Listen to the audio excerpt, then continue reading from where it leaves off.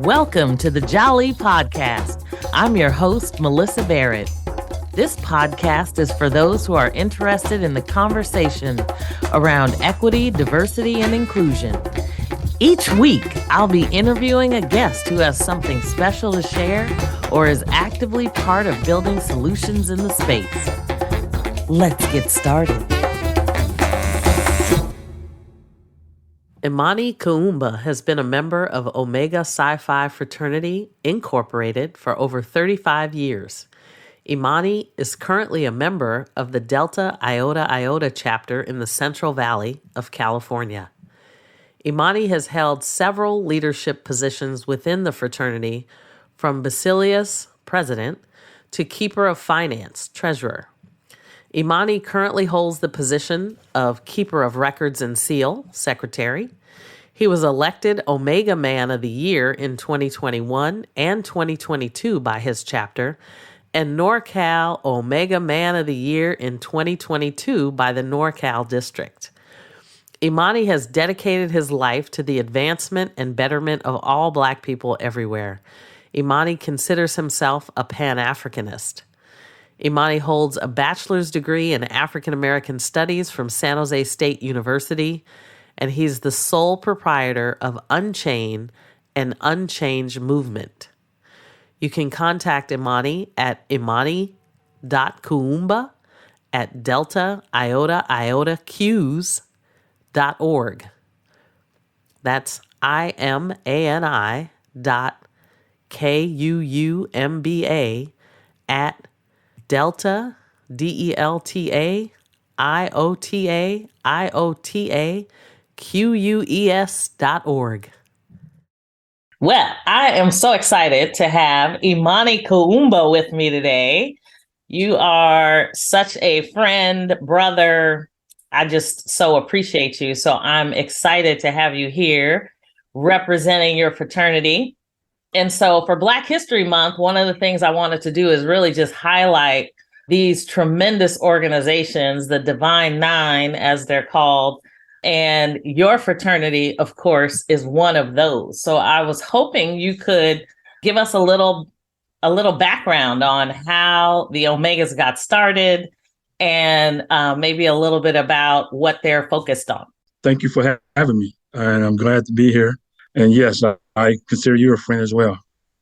My name is Imani Kuumba. I'm a member of Omega Psi Phi Fraternity, Incorporated. And we got started on Friday evening, November 17th, 1911, at the campus of Howard University, where we had 3 undergraduate students, Edgar A. Love, Oscar J. Cooper, and Frank Coleman, with the assistance of their faculty advisor, Ernest Everett Just. And they met in Brother Just's office, which was the biology office, which is now known as the Third Kill Hall.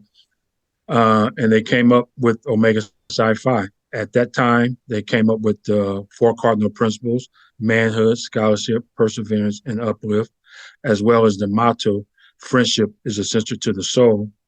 And they came up with the Greek symbols, Omega Psi Phi, which interpreted is as friendship is essential to the soul. Love it. And we work and we are mandated as chapters to do mandated programs. And we have at least 10 of those. We got 2 added this year. They haven't been enacted or acted yet. But the ones we've been doing in the past and we'll continue to do is Achievement Week. And that's when we have our Founders Day banquet, which you probably have been to or even heard of, where we give recognition to all the brothers who have done good in their community, as well as citizens in the community we give awards to. We have scholarships. We do social action. We have a talent hunt program. In fact, our chapter here at Delta Iota Iota is doing our first talent hunt, and it was coming up in March. And so right now we're doing the auditions and seeking talent now. So if you know any high school students who have talent, who wants to be in it, they can contact us on our website at Delta Iota Iota Qs.org. We also have memorial service where we recognize all the fallen men of Omega. Every 12th of March, we have a memorial service. Reclamation and retention, we try to reclaim and retain members.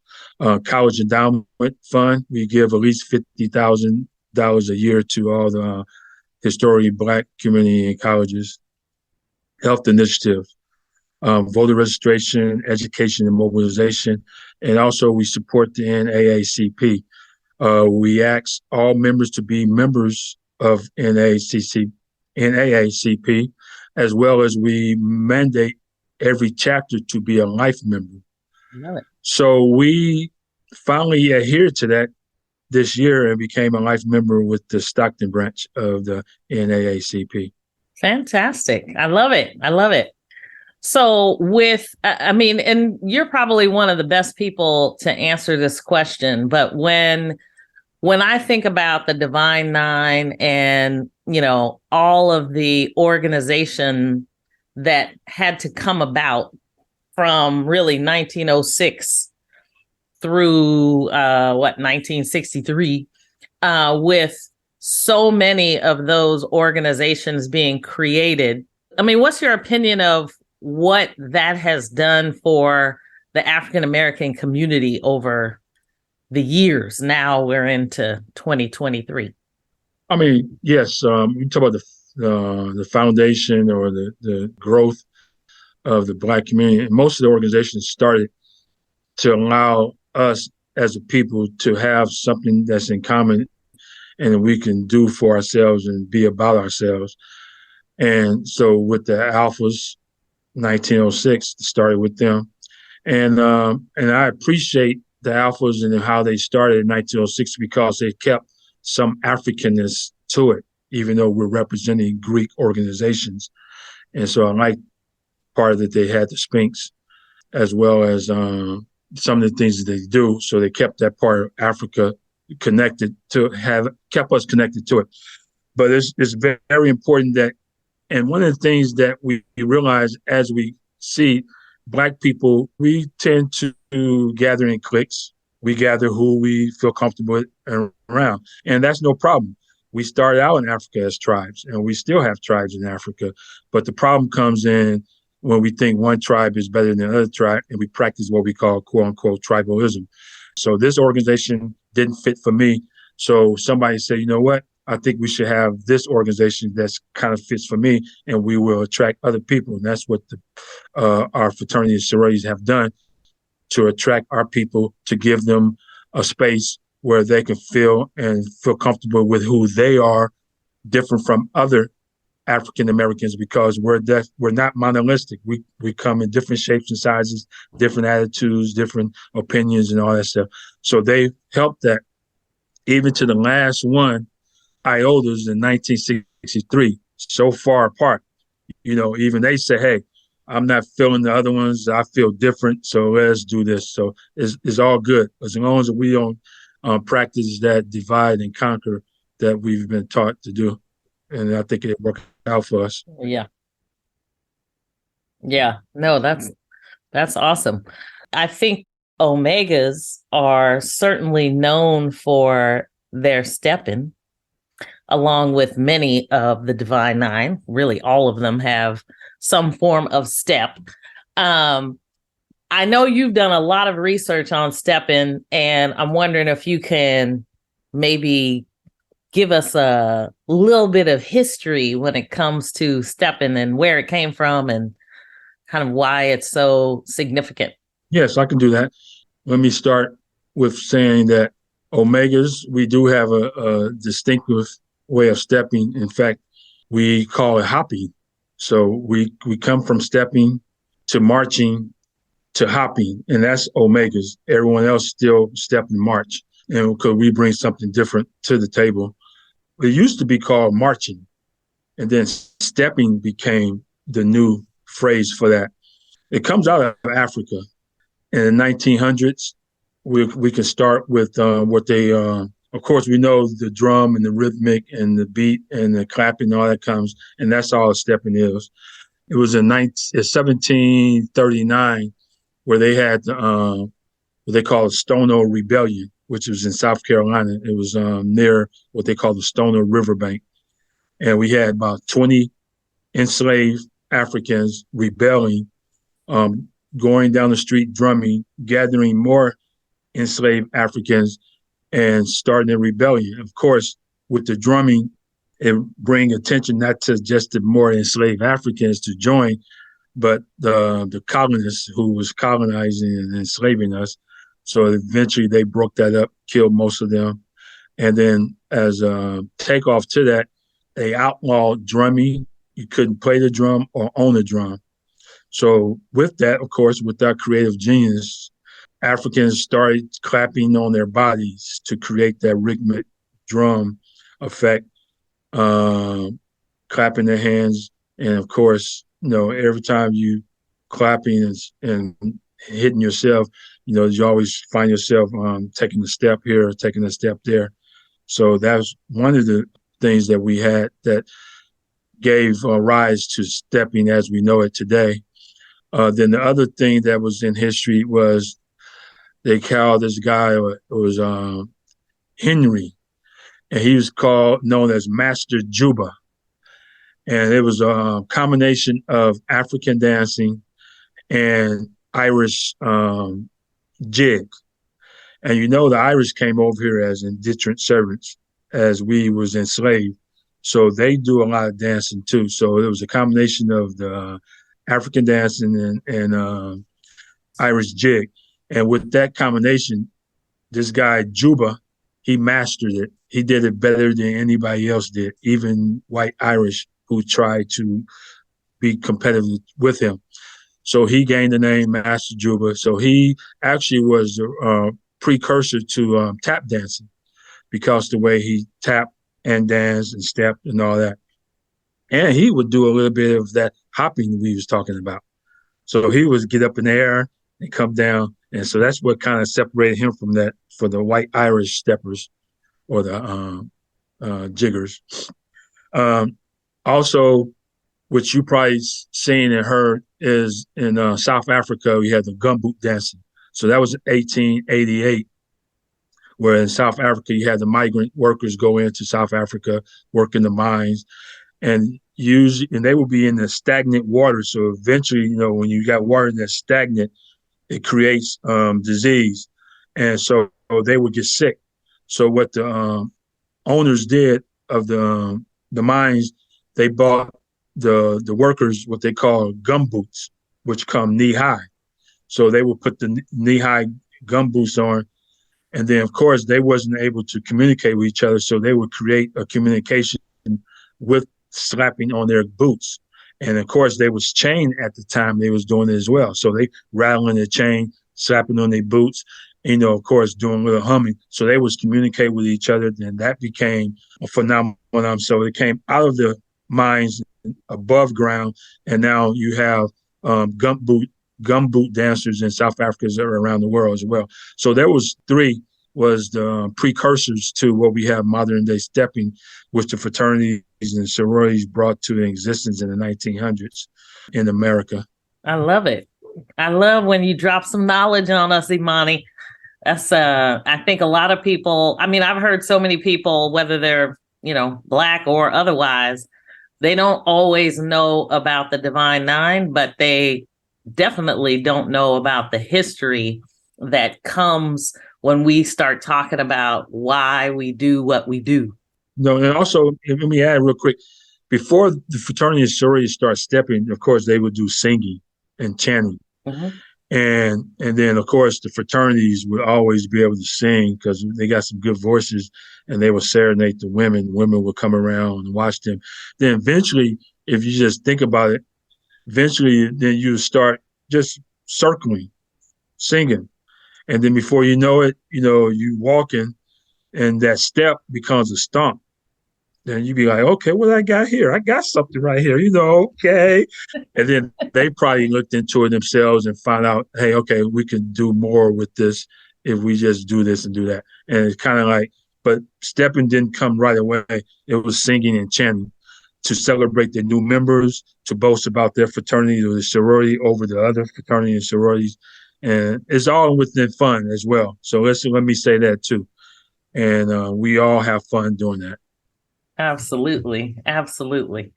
Let's pause for a moment. We'll be right back.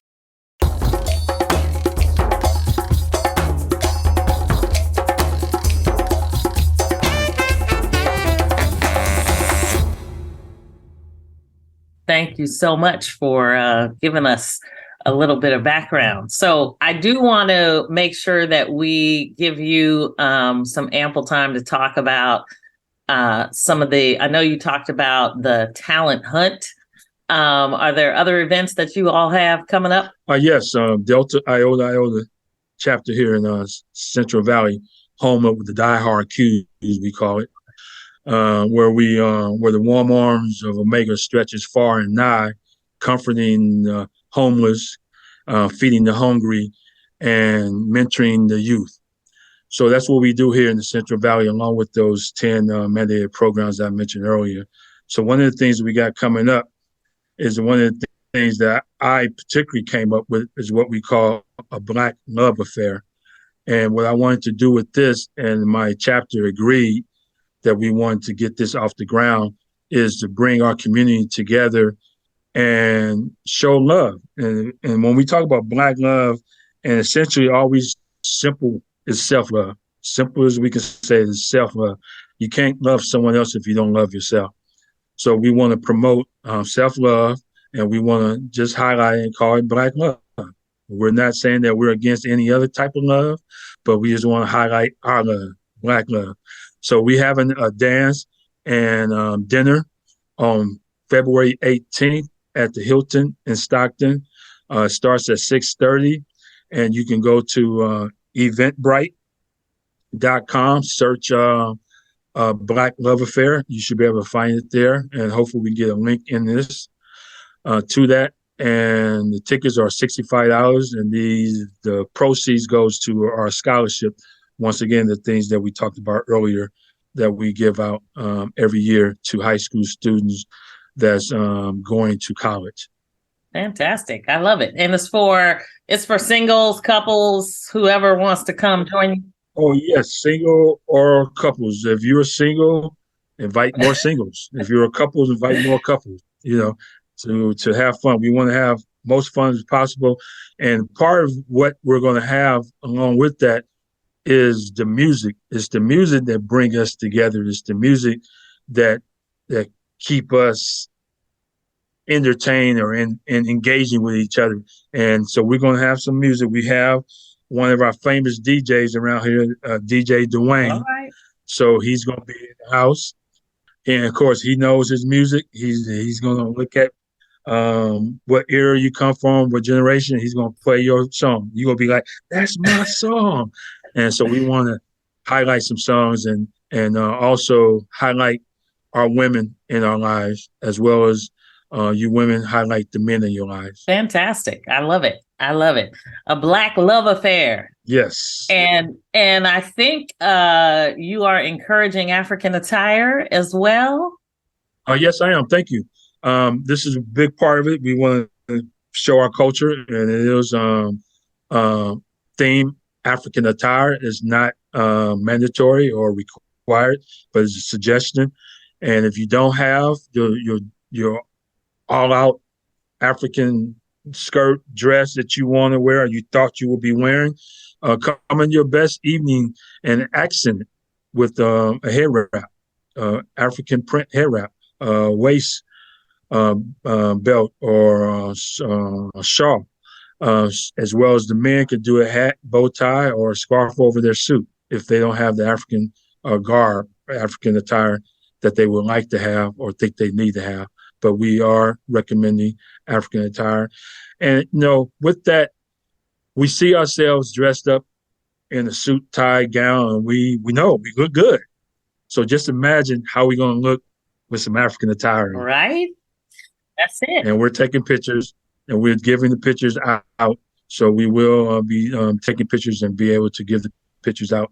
My daughter is taking pictures, and she thinks she's pretty good at taking pictures. So I'm going to give her a chance to show her show off her art. style. That's it. We got to support each That's other. I'm all about Ujamaa. That's my thing.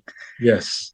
So anytime we can promote and, connect and collaborate, I just love it. So anything else you want to drop on us, Imani? Yes, if I could think about it, once again, when we talk about the fraternities, sororities, different organizations, and I say to the people who are not in the organization, get in some organization. And I read somewhere, actually, I know exactly where I read it from. Kwame Nkrumah, the first president of Ghana, he said, any organization is better than no organization. So that means even if we see bad organizations, don't frown on it because they're organized.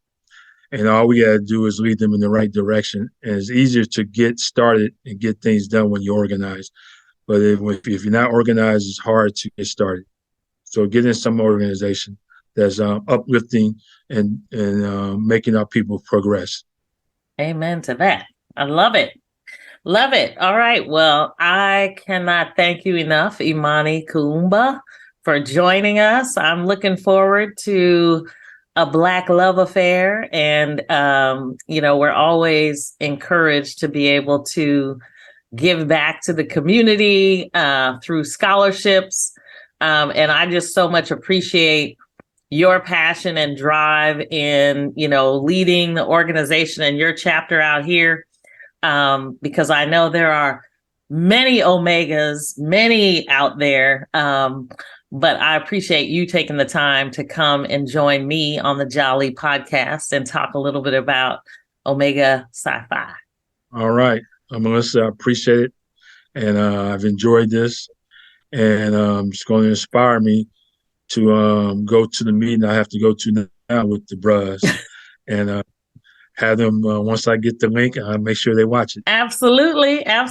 We're all about promoting each other. So thank you and please express my appreciation for all that they are doing and anything I can do to help encourage you all. I'm right here. So thank you for all you're doing for the community, and I appreciate it. All right. Thank you. All right. Take care. All right. Bye-bye.